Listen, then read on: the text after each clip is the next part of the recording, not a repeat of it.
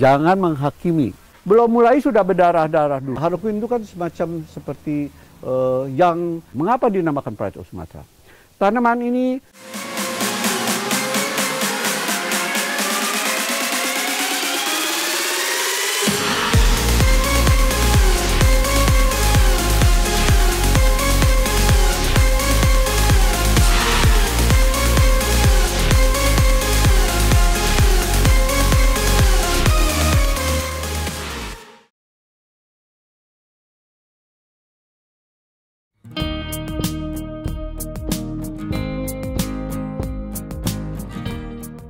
Harlequin itu kan semacam seperti yang katakan penghibur. Kemudian zaman kerajaan-kerajaan itu kan ada di sini badut-badut yang kemudian tuh di sini pakaiannya aneka warna. Kurang lebih seperti itulah Harlequin. Jadi itu warnanya itu ada aneka ragam. Jadi memiliki corak seperti pakaian yang kemudian itu dipakai oleh tadi orang-orang yang seperti punakawan lah. Tapi punakawan cuman bajunya itu yang kemudian itu penuh rona begitu ya. Harlequin itu pada masanya itu merupakan aglonema yang kemudian itu diminati banyak orang, sehingga kemudian itu yang kemudian itu daunnya di sini ada corak-corak sedikit keperakan ya, metaliknya udah itu kan. Nah itu jadi bayangkan pada saat itu cuma ada satu-satunya satu pot saja, sehingga kemudian itu orang berebut untuk kemudian itu memilikinya, sehingga akhirnya kita lelang dan terlelang, dan waktu itu harga yang kemudian diceritakan menurut saya agak gila juga.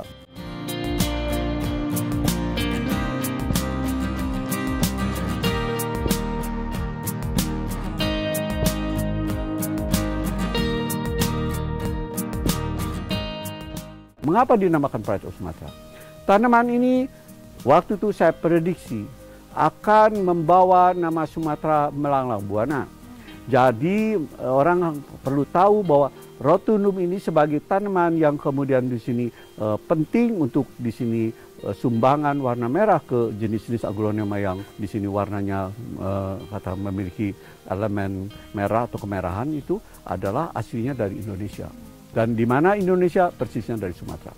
Karena itu Pride of Sumatra saya pikirkan harus merupakan lokomotif yang kemudian itu di sini menarik gerbong-gerbong yang muatannya mungkin lebih syarat dengan hal-hal yang menarik dibandingkan kemudian itu lokomotifnya sendiri.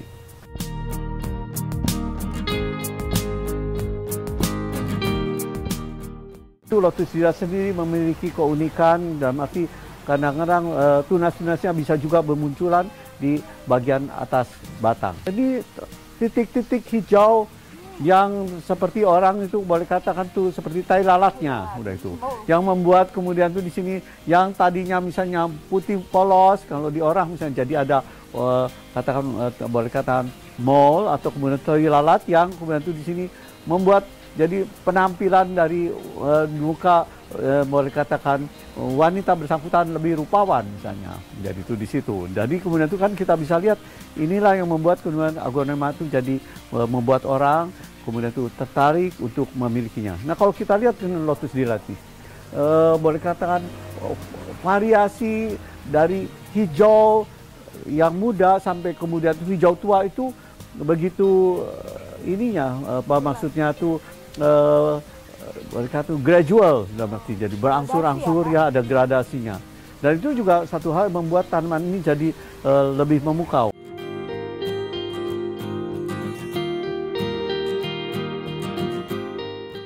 Cawang itu adalah silangan antara komutatum, bukan komutatum, silangan antara aglonema simplex Thailand dengan kemudian itu Rotundum dari Sumatera.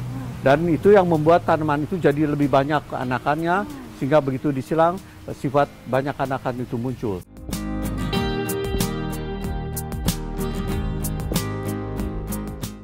Tapi kalau di kita sini di Indonesia kita banyak menggunakan kan Rotundum yang kemudian juga tentu ada varian-varian Rotundum yang mudah beranak.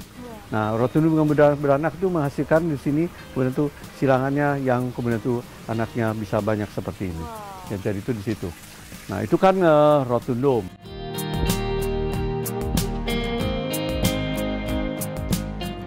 Coba menggarap aglonema-aglonema yang tipenya bukan berdaun lebar, tapi yang berdaun sempit.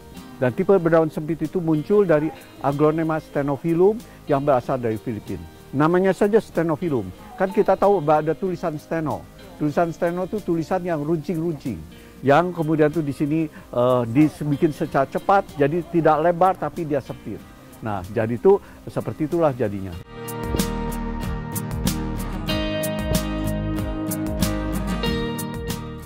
Aglonema kan penyebarannya itu juga meliputi daerah-daerah Laos, Vietnam, kemudian itu juga ya jadi banyak daerah di daerah Indochina. Di samping kemudian itu dari Malaysia ini Semenanjung, ya Thailand sendiri, terus kemudian itu juga itu kan Aglonema Cochin itu kan dari daerah Cochin Cina, jadi Indochina, Cochin Chinensis.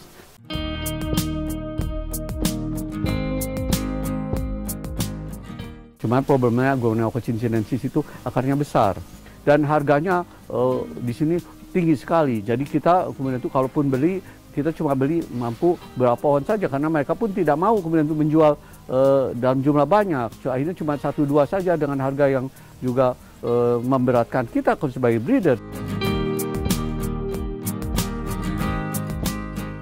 Kita harus gali dulu potensinya, kita harus kemudian itu periksa dulu. Nah, jadi kita jangan kemudian itu di sini bias karena keragaman yang dilihat kemudian itu terbatas, lantas kita berasumsi bahwa ini tanaman kemudian itu tidak memiliki potensi. Nah, jadi potensi itu baru bisa muncul kalau kita tampilkan atau kita kemudian itu di sini masukkan ke dalam proses.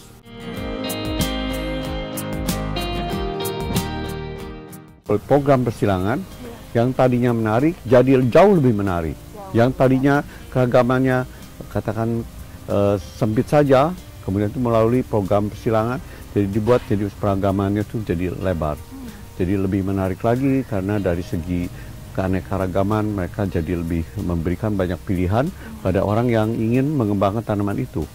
Nah, dengan demikian kemudian keanekaragaman hayati yang ada di Indonesia itu akan dijaga sebab semua melihat bahwa ada kepentingan untuk konservasi tumbuhan atau tanaman pada umumnya, ya, yang kemudian itu di sini bisa digunakan untuk rekayasa untuk bikin yang lebih cantik lagi.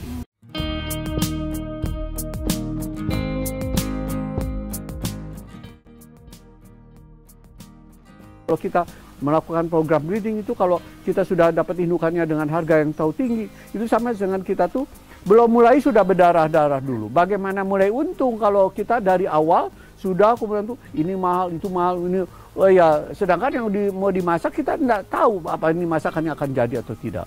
Yang betul adalah kemudian itu tadi modalnya sedikit, hasilnya sebukit. Nanti dari modalnya sedengkul, hasilnya berpikul-pikul. Nah, itu baru namanya upaya yang cost efektif. Tapi kalau upaya yang tadi udah mulainya aja berpayah-payah lah, bagaimana kemudian itu bisa kemudian itu kita dapatkan di sini keuntungan yang tinggi. Nah, jadi nilai tambah itu harus kita bisa dapatkan semaksimal mungkin melalui tadi upaya yang tadi sedikit biayanya banyak hasil.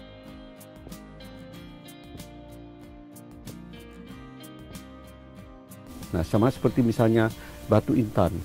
Batu intan tuh sangat menarik kalau sudah diasah. Tapi kalau kemudian itu belum diasah, merupakan intan katakan kasaran, itu kan cuma mirip seperti batu kuarsa saja. Nah, baru sudah mulai proses pengasahan, di sini kemilaunya nampak. Nah, dan baru kita tahu bahwa ternyata batu yang kita pikir itu lunak ternyata memiliki kerasan maksimal 10 untuk kemudian kekerasan intan kan.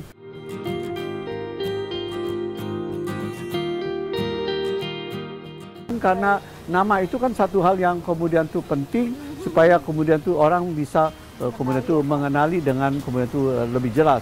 Begitu banyaknya aglonema yang kemudian itu saya buat sampai kemudian itu kan jadi ibaratnya sampai maksudnya itu bukannya itu hilap tanggal lahirnya, hilap namanya karena kemudian itu anaknya kelewat banyak udah itu.